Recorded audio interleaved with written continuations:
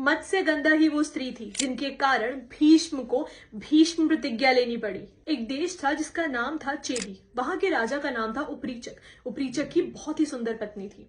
एक बार बड़ों की आज्ञा से उपरीचक को वन में जाना पड़ा शिकार करने के लिए, परंतु वह जाना नहीं चाहते थे।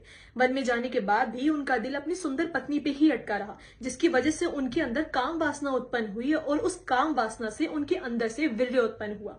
वह चाहते थे कि वह वीर्य खराब ना हो, इसीलिए उन्होंने उस वीर्य को एक डोने में बांधा और एक कबूतर को दे दिया और बोला, इसको जाकर मेरी पत्नी तक पहुंचा दो। जैसे ही वो पक्षी उस वीर्य के डोने को लेके उड़ा, एक दूसरे पक्षी की नजर उस पक्षी पे पड़ी और दोनों के बीच में युद्ध हो गया। इसी टकरार में वह दोना नीचे गिर गया।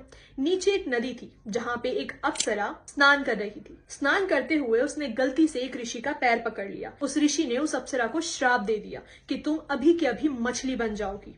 यह सुनकर वह विलाप करने लगी। उसका विलाप सुनकर ऋषि का दिल पिघल गया। ऋषि ने कहा कि जैसे ही तुम्हारा पेट चीरा जाएगा वैसे ही तुम आजाद हो जाओगी। आगे की कहानी पार्ट 2 में जाने।